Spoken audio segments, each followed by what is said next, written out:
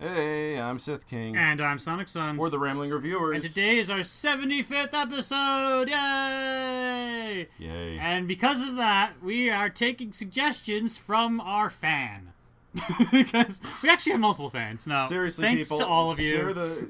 circulate the links, dudes. You know, I like having more than one person. Well, no, we do have a few, but one of them recently is TARDIS Man 14. Meaning that this episode is your fucking fault. Which he said, he or she, I suppose, said on episode 72, I don't suppose there'd be any chance that you guys would take a look at Space Dandy, is there? I went ahead and sent a link for where to get Space Dandy. So there's a show, an anime thing called Space Dandy. We haven't even watched it yet. Okay, We just before decided we to start do anything, talking. we need to do something. Okay. What the fuck is a dandy? I believe it Dandy... No, look it up. Oh, I don't know. We'll look it up. I believe it's a guy who dresses up all nice. Let's find out. Wikipedia, Also, please tell me. What is it? the cover of this DVD case. Oh, God.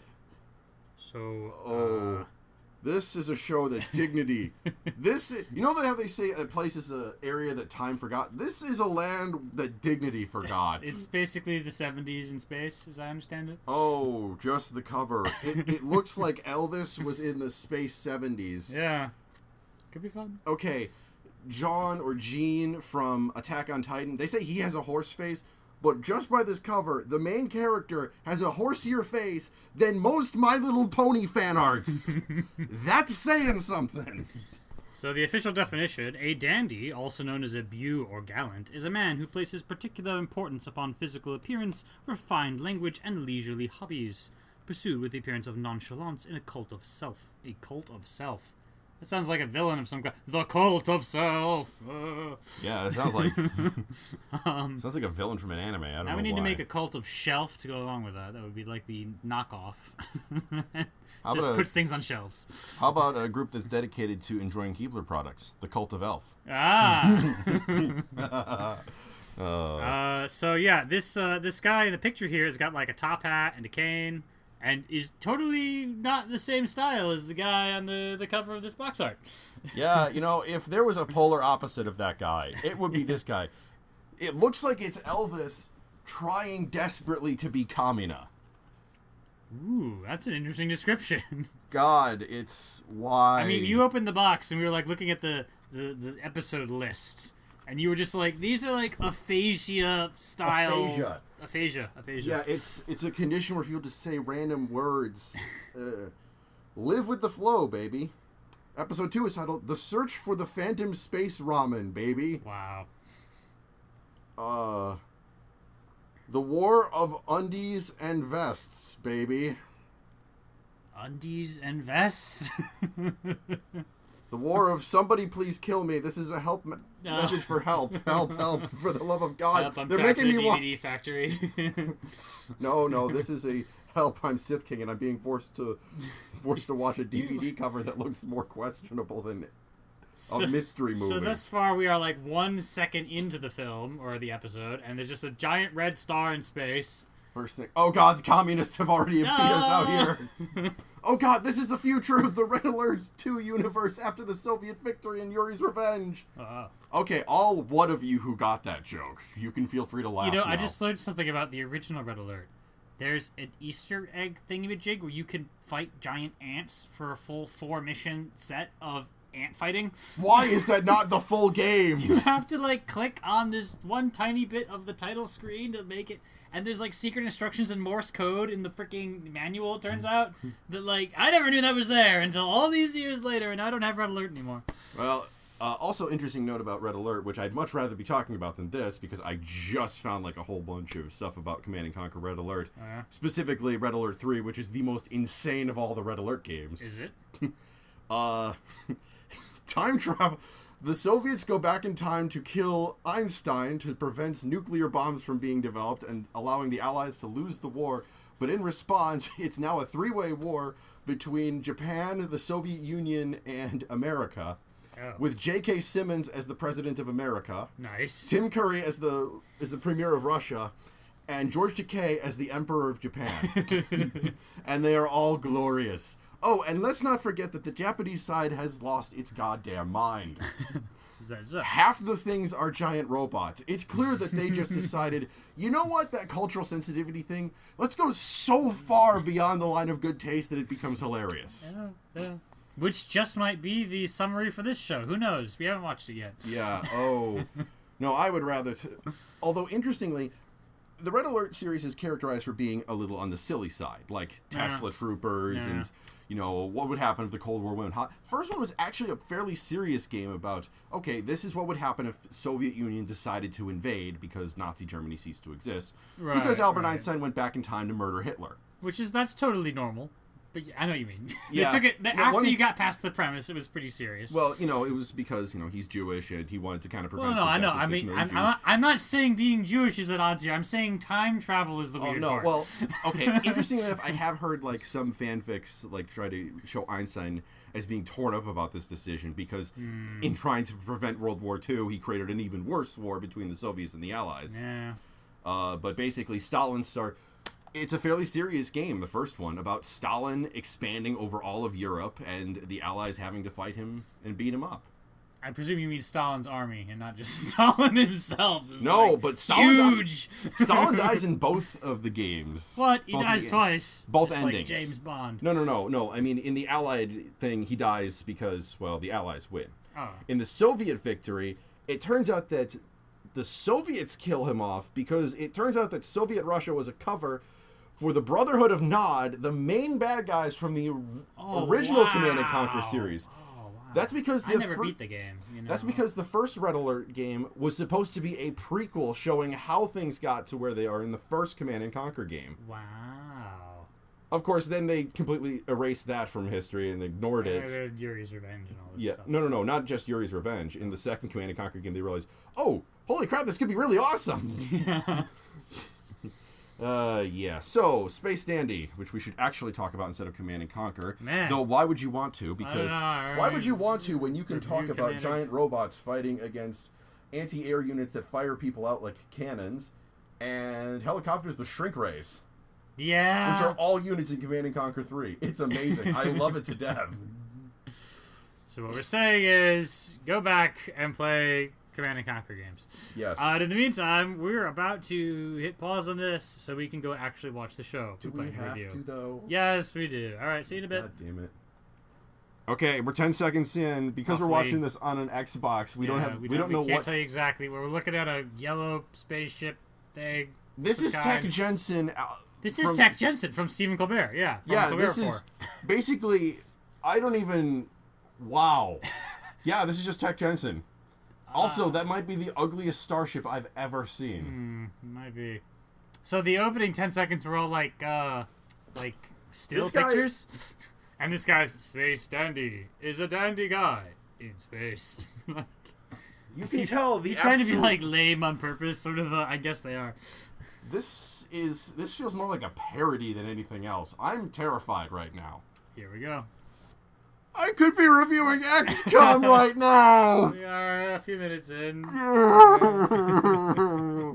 Is this show? I could be reviewing XCOM. I could be reviewing Command and Conquer. Maybe we'll just spice this whole thing with Command and Conquer here and there. The Guardian GI in Yuri's Revenge was introduced to prevent the tactic known as Rhino rushing, wherein Soviet players would build massive amounts of Rhino tanks and use them to rush over the Allied infantry units, which would be unable to fight back and be crushed underneath the heels of the tanks. Yeah. The Guardian GI's ability is to fortify itself under a small fortification, which makes it immune to being crushed. It also has armor-piercing missiles, which makes it ideal for shooting down aircraft and or shooting at tanks. Okay. Now, Space Dandy. So, the first words spoken by a main character. What were they, Sith King? Boobies, boobies, boobies. And then he goes on about how it's wrong that men are obsessed with boobs. And for half a second, you're like, oh, that's surprisingly progressive. No. You don't put your motivations on me. You have this whole thing here where you're like, let's look at the world positively, but I know what's coming next. And he's talking to a robot that sounds like an auto-tuned fourth grader. Now, first off, can we email Japan and get them to stop putting kids in situations with sex? Please? And no, I don't give a shit about your sex-positive shit. I do not want children and sex. Those are two realms that should not intersect. I'm just trying to get past this topic. But no, he goes, no, the real action is a woman's ass. And he's been going on about this, and then they call the narrator and say, you have to do your job now, and he phones it in. Like, they even mock how badly He's done like, the narrator stuff there are is. many species in space, like that one, and that other one, and these, and I'm done. Why? Which I'm hoping this episode will develop enough plot on which to hang its fourth wall jokes, as opposed to just breaking the fourth wall the whole time. Look, Deadpool can do that because he's got a whole lot of other shit to do. Yeah, it's yeah. not only fourth wall jokes. Yeah. Okay. Okay, here we go. No! Give me back the hammer! Give me back the hammer! I must end my pain! No, let me end my suffering! No, don't stop! Please, for the love of God, give me the hammer! Give me the hammer! Okay. So, thanks to Sonic Sons wrestling the hammer away from me, and the fact that my happy pills have just kicked in, we're going to talk a little bit about this episode some more. So apparently, like, every third word is boobs. Like, they've not shut up about that yet. That's all that has happened so far. Why are there lizard tits? Why are there lizard tits? Okay, hang on. There's a dark. Okay, hang on. There's a dark elf. You know that. Never mind. Everything is forgiven. Hey, dark elves are hot. He goes to like a restaurant. They call them. The narrator tells us about the actual name of the place is Boobies. God, why? I don't know. I'm just trying to cross the line twice here. I might end up crossing the line 3 times. I live in a world where this exists. I live in a world where Babylon 5 couldn't get a spin-off series, but this exists. I mean, this only had the one season. TARDIS Man 14, I'm going to find you with a forklift. Find you with a forklift. He made me go out and do some research, which I neglected to do on Space Dandy. I'm gonna kill you with a forklift. Huzzah! It's just one of the most absurd things we've ever looked at. No. Oh, God. You know, this is the fastest in a This is the second fastest in a progressive review I've ever had to just stop. Yeah. And that way, the first one was My Little Pony, but you know, Equestria Girls when I had to stop because, fuck it, the Sun and the Moon being out at the same time was a major continuity issue, as they demonstrated in the 4th season opening. But I digress. But that one, at least there was a reason for me to be upset here. This... Why?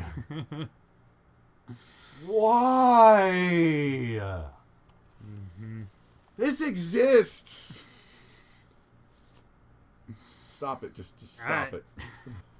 Well, for a moment it looked like something interesting might happen, and I haven't tried to kill myself in almost 5 minutes. Ooh. So far so good, but now we meet the bad guys, whose goal is apparently to kill Space Dandy, I'm thinking. Which makes them the heroes of this show, really. Their flagship apparently has the Statue of Liberty's head mounted on the bow with a ball gag. Yeah, I don't Why? say that. You know, when Vorlons make more sense... You know, no. My Little Pony makes more sense. Yeah, I'd say so. Definitely. Steven Universe makes more sense. And that's a show about lesbian space rocks, which at one point had the main character travel back in time to recruit himself for multiple times to sing in a band. That was great. Yeah. Okay, that was amazing. Yeah. True. Farscape makes more sense than this. And if you've seen Farscape, which there is absolutely no reason why you should not see Farscape. Yeah, it's maybe we'll kind of review amazing. that, yeah. Yeah, Farscape is just kind of all of the amazing. It's imagine Looney Tunes mixed with Star Trek.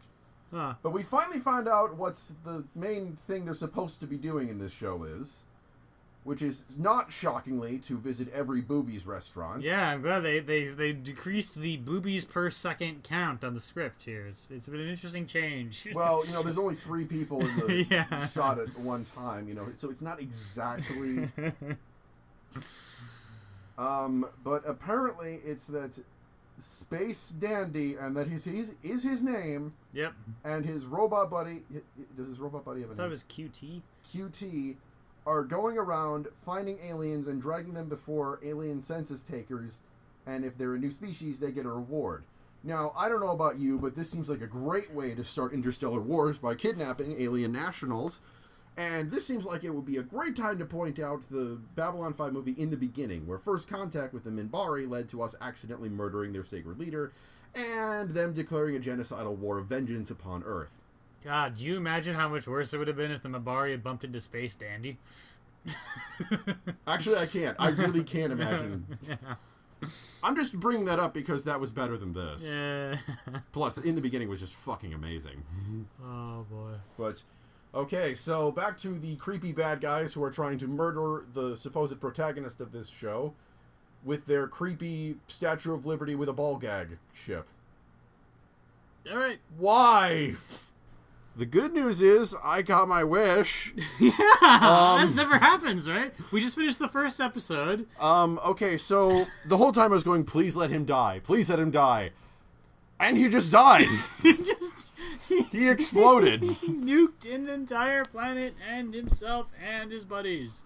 Wow. Pretty much by accident. Usually I attribute this level of stupidity to orcs from 40K, but damn. Damn, indeed. Yeah. So the villain was all, okay, we're gonna find Space Dandy, and then they activated their warp thing, which went all wrong, and they went to some sort of nega space thingamajig. And then they kind of tugged on a cosmic string and undid reality, and they ended up in a Doctor Who intro, and then they found themselves on a planet with Technicolor monsters. Yeah, And then they beamed down really, really slowly. We're running away from the monsters, and then... There was a lot of energy in that sequence, Okay, actually. I will give them moving this. all over the place, good animation. Yeah. Good animation, very colorful, but what the fuck happened? And then he's like, all right, I got a problem thinking I'll fix all our problems. Just, there's a little doll, press his head in, it'll activate a bomb that will blow up everything. Oh, how do we survive? Oh, I have no idea. And then he actually dies, and it says, the end, and, wow. But there's us in episode 2, so I'm guessing they just ignore that, every time. I don't know what the fuck just happened. Nope. Can I... What? Okay, episode Okay, so 2. this episode was filled with boobs and explosions. This is Michael Bay's anime. This is if Michael Bay made an anime. Okay, this is episode 2, which I believe is called The Search for the Phantom Space Ramen, baby. Okay. Or it's the search for the Phantom Space Ramen baby, which is a baby that eats Phantom Space Ramen. No, there's a comma before baby. I figured there was. All right. Okay, so we're back. We're currently on episode... We just started episode 4. Sometimes you can't live without dying, baby. Oh, live with dying baby, apparently. Can't live with dying, sorry. Honestly, the show's weird. Yes, I've noticed that. I liked Scarlett's intro. Which- It was suddenly a competent woman in this show. That's A competent cool. woman who's wearing not revealing clothing, Yeah. who's not being sexualized. Yeah. It's like, holy shit, Turns down Space Dandy when he does a terrible job of trying to flirt with her.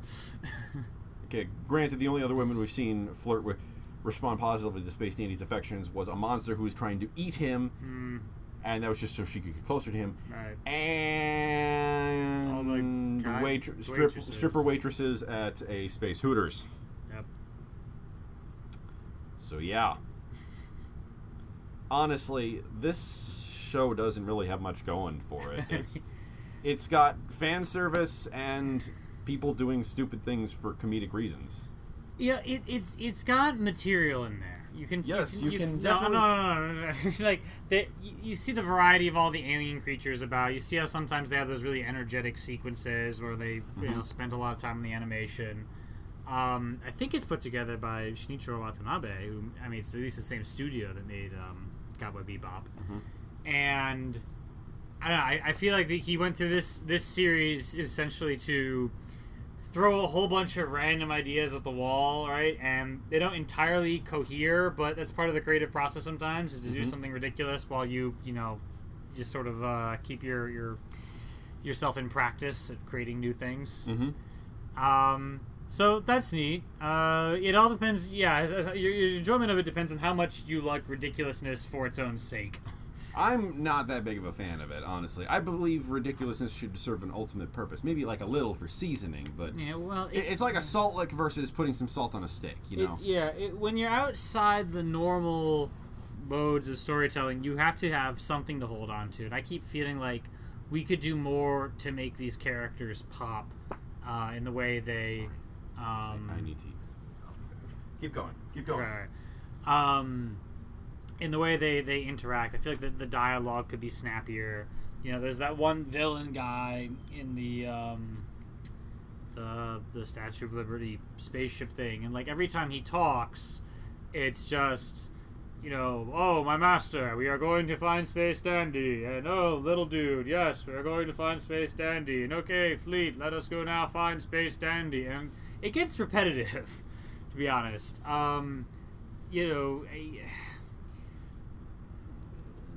Likewise with, I don't know, we have some fun with Dandy and QT and Meow. But how exactly do you describe them? I mean, Dandy's got his Johnny Bravo thing going on, which is nice. It could be, I don't know, deeper. It doesn't have to be like all deep and meaningful exactly. But I want to get to this point where it's sort of like, oh, surprisingly, that was an interesting storyline. There was like an interesting twist or a bit of characterization, or we learned something about someone, and there's something a little deeper beneath the ridiculousness. It's a little slow sometimes. When the animation isn't good, it can sometimes be quite rather repetitive, and you can clearly tell they're using the same frames. Yeah, and you like, pointed it out with the general of the Google Dr. Gel. I don't even freaking care about any of the characters' names.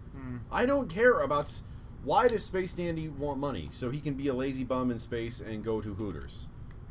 That's not a very compelling motivation.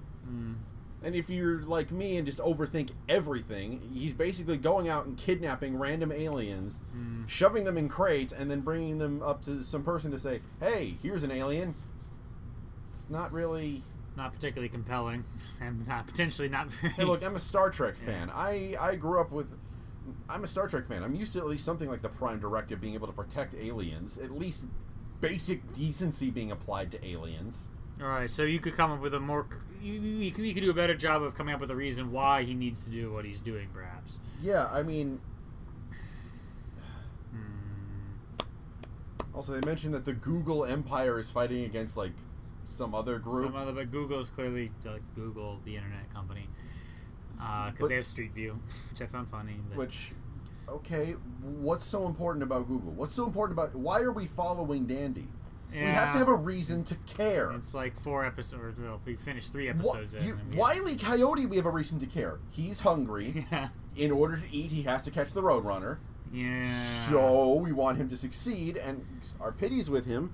So we want him to eat. So he'll go and catch that Roadrunner. Well, that's actually an interesting comparison, because Wile E. Coyote Roadrunner cartoons are very pure in what they're going for, right? They don't bother with anything else. If you took that and made it kind of Space Dandy style, we would have to stop every once in a while for the Wile E. to be like, yes, now I'm going to eat the Roadrunner after I put this trap to get, like that guy that Dr. Gel keeps talking, Yeah, but Wile E. Coyote doesn't talk. He doesn't talk, and I'm saying is they don't waste time on, like, anything else. So, like, okay, this is the gags that we're going for, we're just running with those.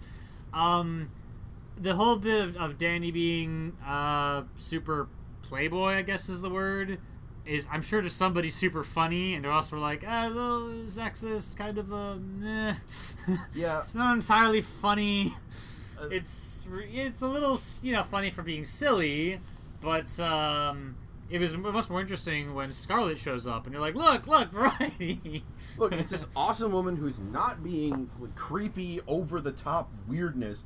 She's just this woman who's having some ramen, and someone interrupts her meal, and she just turns out to be a badass. Yeah. And in this latest bit with, what's her name, who, the hot girl, it turns out to be an evil monster, we totally saw that coming. You, in particular, saw it coming. Yeah, it was like, the Google Empire was in orbit. They're like, oh, there's a dangerous monster on this planet. It will eat everything. It's like, okay, well, there's two things we've seen on this planet. A hot girl and the slobbering monsters that look like they were based on the alien, from the xenomorph from Alien. Yeah. So it was like, oh, it's going to be her. And it was, I mean, there's moments of funny, right? It's like, oh, yeah, totally top the list of the top 12 things you don't want to eat you. And we're like, there's a list for that? And that was funny. Or the episode before where they talk to the ramen maker in the other dimension. And he's like, yes, I used to be part of a biker gang. And then there was an accident. And we honestly were lulled into thinking they were going to do something serious with this. It was kind of serious. It was kind of serious. And you think he's going to get into a biking accident, but, like, his species can breathe fire, so he tries to light his girlfriend's cigarette, and accidentally she, like, blows up. Yeah, Some crazy. Which you would think that a species that can breathe fire would have a natural ability to not be set on fire. Yeah, no, I mean, that was a moment of hilarity because it hit, like, just the right angle, but there's a lot of other things that are, like, just taking a bit too long, or the xenomorph things she was talking about. I thought it was neat that they translate them, and it turns out they're just friendly and they're trying to tell us something or whatever. Although even that raises plot holes. Like, I mean, aside from the question of how the hell did they survive the first episode, which is never brought up again. Oh yeah, no. Like, why hasn't the monster eaten these things? Right. Yeah, I don't know. And then Meow was eaten. The cat thing was eaten in the last episode, but he's back now. Yeah. I you know, you can do a lot of fun stuff with negative continuity and things not making sense, but there has to be something somewhere the audience can grab hold of. The problem and that's why I keep wanting to get it with, like, deeper characters and be like, because Wile E. Coyote and Roadrunner and stuff, they don't need, like, an ongoing plot, like, whatever, this is the setup. I could do that. I could do that with Space Dandy. Be like, okay, here's this, they're in space, they're looking for aliens, don't even bother if they died or not yesterday. But then I would need the dialogue to be really snappy, or the something or other to hold my interest. You know what? One of my problems is that they're not grasping how a show with negative continuity is supposed to work. I think so. If a show has continuity, then we care about the characters. When there are threats, they have to be threatening to the characters. It's why shows like G.I. Joe or Transformers won't really hold your interest, because you know at the end of the day all the characters will be fine. Mm-hmm. Shows like Justice League, Batman the Animated Series, you know they'll probably be fine at the end, but you make it good enough that your locals are thinking that they might die. But shows, if you do it poorly though, with negative continuity can be fine. Like, you can blow the characters up and then, like, have them walk back on screen in the next episode. Yeah. The problem is, it feels like they're trying to make us care about these characters while having negative continuity. And that can hurt the show because you don't know what to take seriously. So if something serious actually does happen, we won't know what it is. Right, people could totally die again, and we've been like, oh, never mind. Yeah. I'm kind of sketching that in my mind now. What it would look like.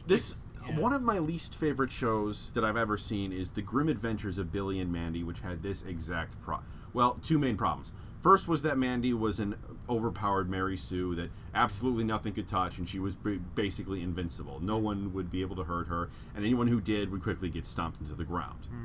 The other problem was that they had the negative continuity thing, where they would try to make these things so serious and dark, and then they'd have, like, stupid jokes where people die, and then they'd be fine the next episode. In this case, you can't establish a sense of gravitas if you're willing to throw characters' lives away. To be fair, they're not trying to establish a sense of gravitas in Space Dandy, but a sense of something. A sense anything. Of, yeah. I mean, like, again, there's funny bits here and there, and I'll give them credit for being so different and off the wall. Okay, they're trying to say, oh no, we have to survive. Why? Why do you have to survive? What are you? What is the overall goal of your show? Yeah, it'd be nice if he had a quest, right? If he had I'm a not girlfriend he was trying to find. I mean, that's kind of cliche, obviously. Okay, yeah, but like, Or trying even just to win some contest of being the dandiest guy in the universe, right? that would be fine. That could work. That could actually, you could have Something. rivals, right? And you could like Yes. play against them. And again, they may have multiple people exactly like Space Dandy in the same room. So, you can make it work somehow, right? okay, yes. But, then you gotta imagine, having a rival of some kind, and then like they're whatever. The rivals have a way of bringing out each other's sides, right? And you could have some character development there and whatever.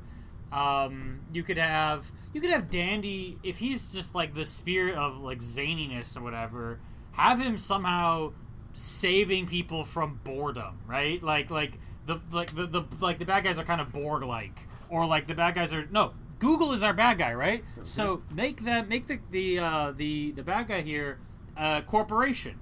And they're totally, like, trying to force people into, like, terrible office jobs and shit. And Dandy's, like, saving them with his zaniness. You know what? Honestly, I thought this was like your Duke of Soul thing. Yeah. Well, I think that Except, the audience has no idea what we're talking about. But Oh, someday... come on. We talked about it before. Did we? Oh, well, Probably. the Duke of Soul would totally be better than this when I finally create Yeah. an epic series. Or whatever it is it ends up being. But yeah, no, the Duke definitely has this thing of being very, very free-spirited, but in her case, there's a depth to it of there's a philosophy of trying to like make the world a better place and stuff. And this is a little more just zany for its own sake, and it kind of falls limp, after a while. I don't feel the characters getting closer to each other. Like, Meow and Dandy totally like learned a bit about each other in this episode, and now they're slightly better friends or something. Meow like died that. in the last And episode. Meow died in the last. So yeah, if people can die casually, and more to the point, Dandy doesn't care. It's sort of like, well, you can't really seem to have late relationships with anyone. So that makes you a little hard to relate to, kind of by definition, Okay, well, I think we've said all we can at this point. TARDIS Man 14, I will still thank you for sending us a request, and anyone else wants to send us requests, by all means. we don't. I don't hate you, TARDIS Man. Yeah. You've done far worse than kill me, TARDIS Man. You hurt me. And there's still 13 more episodes in this season, so you will continue to go on hurting me. Marooned in the center of a silly season of a terrible anime. Trapped for all eternity. Buried alive. Buried alive. Dandy. Yeah, actually, pretty much, yeah. Or Okay. Sith King, as the case may be. Yeah, I can understand why other people would like this more than we do, and maybe that's you, TARDIS Man. Yeah, It's not terrible in the sense of just outright, boring. Like it's got something to it. got charm. It's It's charm. just- It's not built up enough. It doesn't have strong enough foundation, I thought. Mhm. So yeah, let's get back to this. get back. Okay. We're not done. I didn't know if you were bored or not. Oh no, All no, right. we're We're gonna keep we're in this watching for the episode long 4. Okay, here we go. Okay, so we got just partway through episode 5, and I think we're about done. Yeah, this Um, fucking show. So episode 4 was all about zombies. Yeah, it was probably the weirdest. Look, I've read a lot of zombie literature. The Zombie Survival Guide, World War Z, Yeah. Blackest Night. I haven't seen The Walking Dead, though, which you'd think that I would, given that I've read a lot of zombie stuff, but whatever. Yeah. And this was something else. Yeah, the first part of it is... First half of it is the zombie outbreak happens. The second half is... And then everyone was just kind of okay with being a zombie. Yeah. Well, it was before we abandoned it because it was just one long gag about, oh, and then everyone got back to their normal lives. Yeah. No, I want to say the one part, my favorite part of this episode was they bring Meow to the hospital, and the nurse, who happens to be hot, is like, well, if you need anything, just press the call button. I'll come right away. And then Danny's like, got the call button behind his back and hits it 100 times. And the funny part is her response was, once is enough, sir. Like, just this glares at him. And like, hey, look, it's a woman standing up for herself in this show. That's nice. And it was quick, too. It wasn't, there's a lot of stuff in the show that's a little slow, you know? This is just like, hey, we hit that little point there, and then... So yeah, zombie outbreak happens. Freaking Dr. Gel has to talk to people on board his ship again, like he does every episode. It was kind of dumb. No, it was Admiral Perry. Isn't Admiral Perry the Skeletor guy? Yeah. And then he talked to Dr. Gel on the Oh, ship? yes. Yeah. Okay. Um. So Admiral Perry says, don't make that groaning noise one Oh, more well, yeah, time." later on when they're all Then he zombies, does, yeah. and No, but they have this long thing about like either they eat Manning meat, but then they decided to eat yogurt because that made them feel better about themselves or something. It's basically the entire back half of that episode is, ha guys, the episode has no plot. We're gonna keep joking about how we have no plot until we run out of time, because we honestly kind of ran out of ideas here. And yeah, it's kind of funny, but like they kept dragging it out. We didn't even see the ending because we just decided... We got to the point where the freaking anti-zombie sniper shows up, and we're like, you know what? We don't even know what this is about anymore. We're just skip we episode don't 5. care! We're on episode 5. You've gone too far into the weird zone, you guys. And we just gave up at this point. Yeah. I mean, this still part of me is kind of curious as to what else is out here, but for right now, I think I wasn't planning to watch the whole series anyway. I was thinking we'd watch 5 episodes. Dude. Before we reviewed it, so here we are in episode 5, and... So, we've seen 5 episodes of Space Dandy, and I think it's safe to make an assumption of what the rest of the series is going to be like. Just crazy. What the fuck is the point? I got nothing out of this. Like, even Equestria Girls, I got something out of that. Pure like, just anger? Okay, no, I mean, I took away something from that. That wasn't pure anger. And that was just like, okay, I saw a story. Right. I got, like, Beginning, middle, ideas. And end. Yeah. There was some thought into world building. Mm-hmm. Jupiter Ascendant or Rising or whatever. When I saw that, it was still the worst movie I've ever seen in my life. Yeah. But I got something out of it. I got a sense that there was a larger world out there. Star Trek: The Motionless Picture. That was bad, but at least I got. I think I enjoyed this better than The Motionless Picture. There was something there. Nemesis was bad too, but you know what? We got to see these characters doing a thing. They were at least it felt like they were trying with those films. Yeah. Space Dandy just doesn't feel like it's willing to put the. I mean, I'm like, it's making halfway, a joke about it, about how it's not trying, and it's kind of funny, and then it just goes on too long, you know? Yeah. I almost feel like if they had made just a trailer for this show without making the actual show, that would have been so much more interesting. Like, isn't that so weird, this idea of this dandy guy, and then we'd, like, leave it alone. This show it feels like that. It feels like a trailer. But stretched out way too long, yeah. Yeah. There's nothing. It's nothing. The box tells us, as I said before, made from the same people that brought you Cowboy Bebop. Please watch Cowboy Bebop, because that is so much more deep, and it is eclectic. They change tone from episode to episode, but there's a foundation in there that really ties it all together. The movie I saw, I only saw seen the series. No, I only saw the movie. See the series, man. I gotta bring it to you. It's because that felt deep. Even when it was being silly, it was like silly for a purpose. And this is just a little purposeless in comparison. Little? Dude. A lot. Look, I'm not against shows that just want to have fun for fun's sake. Yeah. Animaniacs, Tiny Toon Adventures, Looney Tunes, SpongeBob frickin' SquarePants. Okay, the earlier SpongeBob SquarePants. Yeah.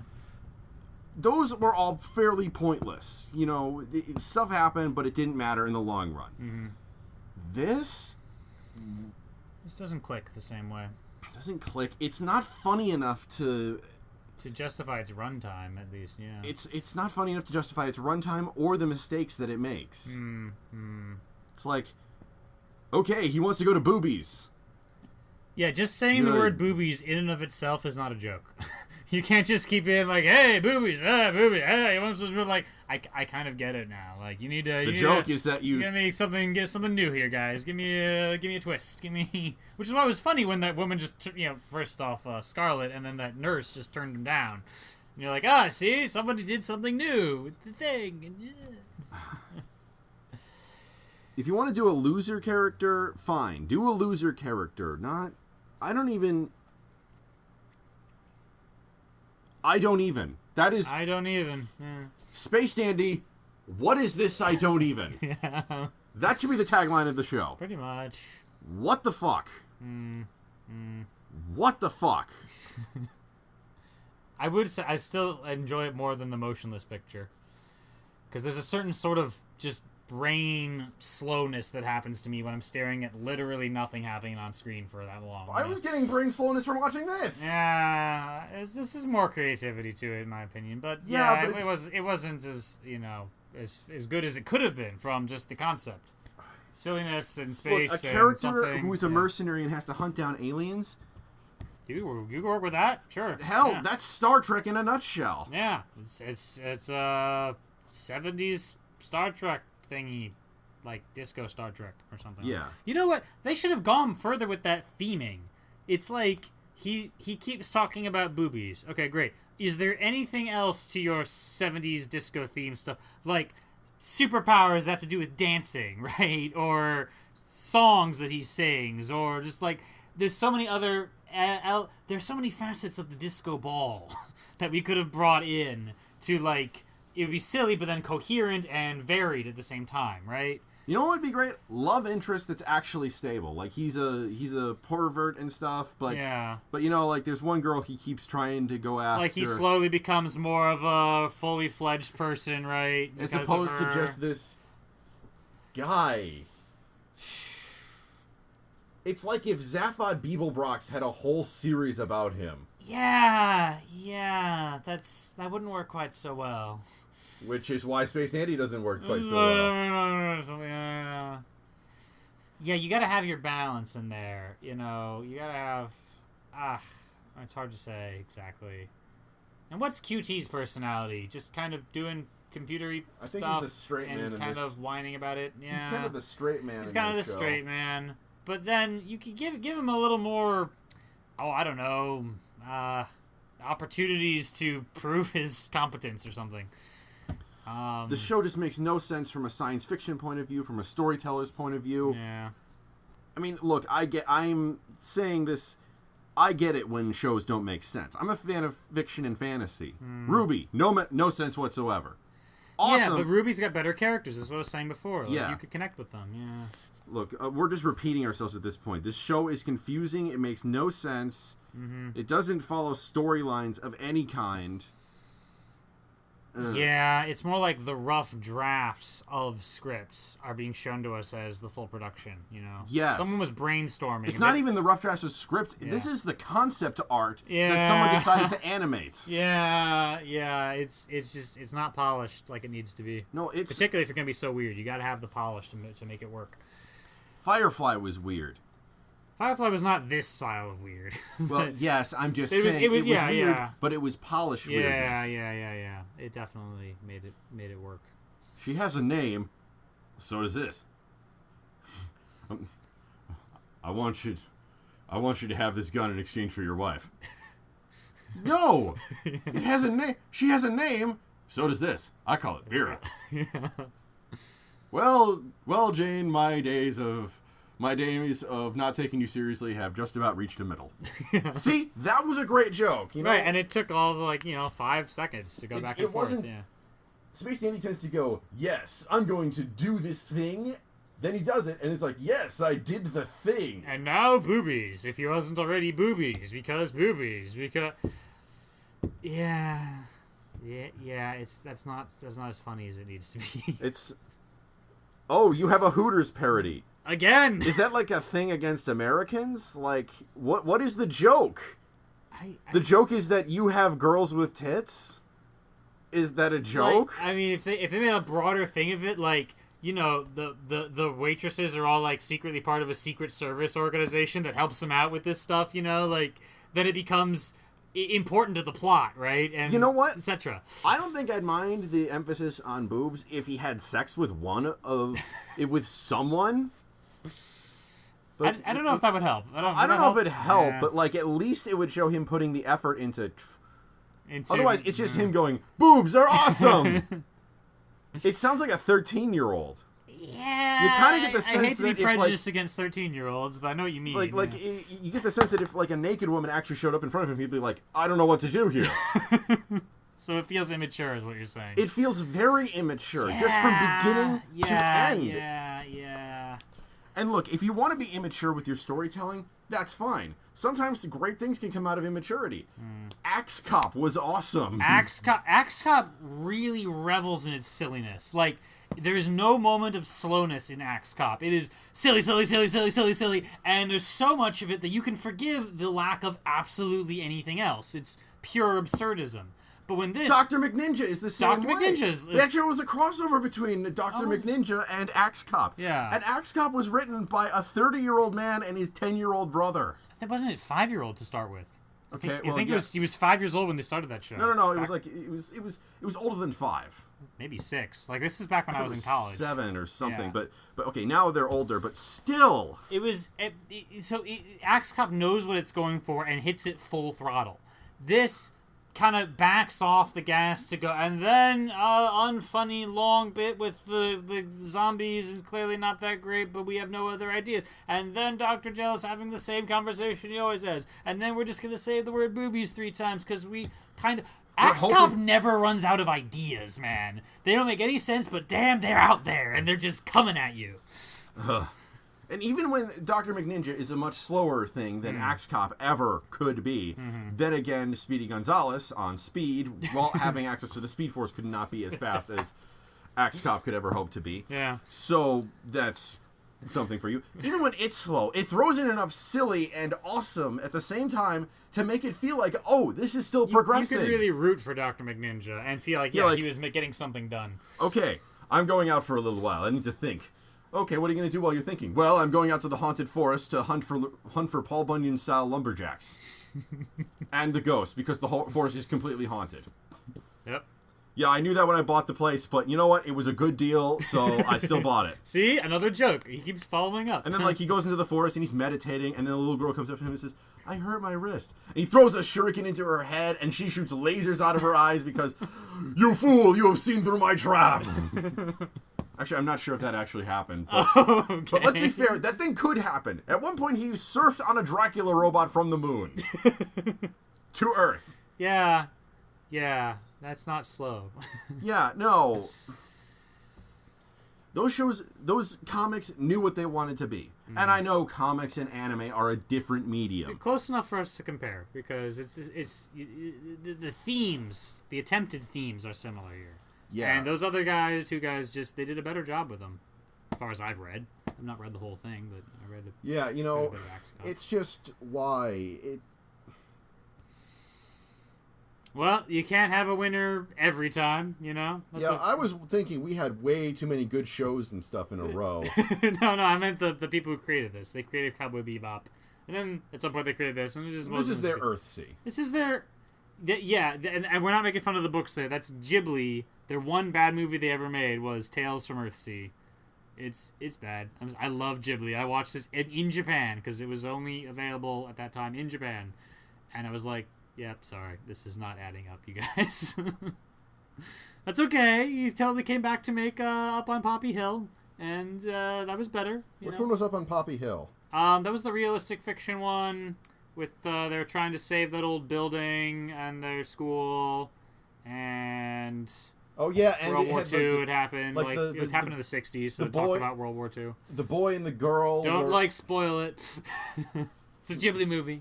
Yeah. Okay.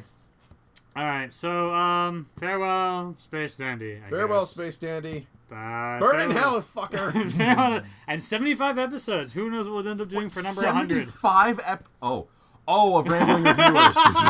Right. Oh, thank God! I thought 75 episodes of this show. Oh, how do they do that, right? How do you have 10? There's 13 of these frickin' things. Yeah. I don't know. Is one of the extras like, here's how we ran out of ideas? I wish. No, it doesn't look like it's on the thing. Oh, well. It'll be fun. Going back to Avatar. Yeah, that was a show with Oomph. oomph, with power to it. Yeah. Okay. All right, maybe Well, we'll anyways, do that sometime. you know, maybe we'll do it next time. Except we already did it before, but yeah. Actually, I kind of wanted to talk about the comics, so. Oh, I haven't read the comics. Maybe we'll read a comic next time. Ooh, that'd be new for us. All right. Welcome to Atop the Fourth Wall. But bad comics burn and we get sued. Yeah, okay, anyways, I'm Sith King. And Commander Conquer's so cool, and I'm Sonic Sons. We're signing off. Fuck you, Space Dandy. And TARDIS, we will find you. We will find you.